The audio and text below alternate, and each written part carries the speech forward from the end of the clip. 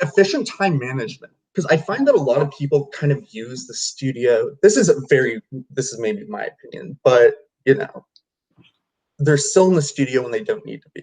And being in New York City, there is so much to see and learn and experience every single day that you could bring into the studio, and it can help you as a designer, as a person, as a learner.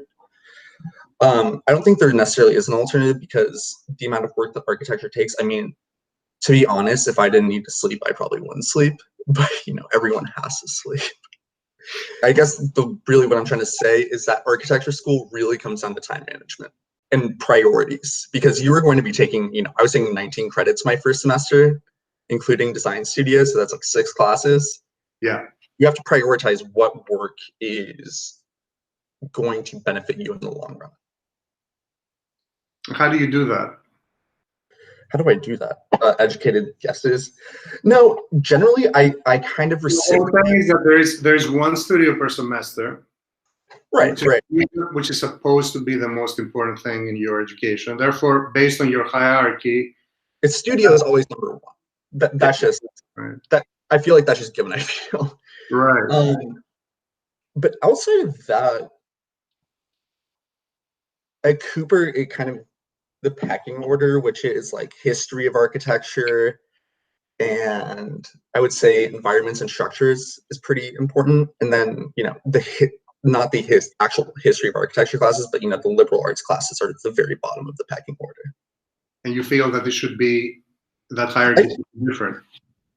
A little bit. I feel that it is important to have holistic education, that maybe it would be more useful for schools to consider intertwining a lot of these 2 credit classes into the studio. Oh, can you be a little more specific in how you mean that? For example, so structures is a supplemental class that informs your studio design. Why, instead of having that 3 hours outside of the studio within a lecture hall, with the same professor that's still doing your design studio, how about we just say an extra hour, at 3 extra hours, so that 15 hours a week that the professor is going to be in the studio. And that would be far more informative rather than having them as separate classes. And then I guess pedagogically, it is kind of nice to force the student to create their own connections between the classes. But also, I do think that it should be considered how to interweave these courses into the design studio. Same with environmental technology. It's very hard mixing, your very theoretical studio about, a ballet center in the Bronx with, CVAC systems. In terms of integration, I would love to see a way to see how we could incorporate, 20th century history outside of the realm of architecture. So, First World War, Second World War, global events into the architecture studio, taking that even a step further.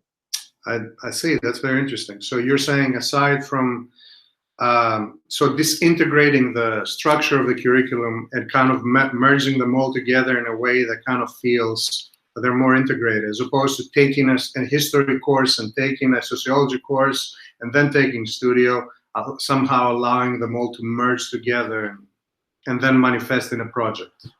Exactly. It's kind of the one of the issues with that may be the fact that all schools have to abide by the NAAB rules, regulations. Do you feel that's a problem for architectural education based on what you're describing? That it limits us as opposed to. I think it's a problem across every discipline, which is that this is not unique to architecture, but if you're a lawyer, doctor, et cetera, you tend to stay focused within the realm of your profession. But psychology in architecture, for example, philosophy in architecture, there are so many interconnections between all of these disciplines that I think it is more limiting to not look outside of architecture than to just stick within architecture.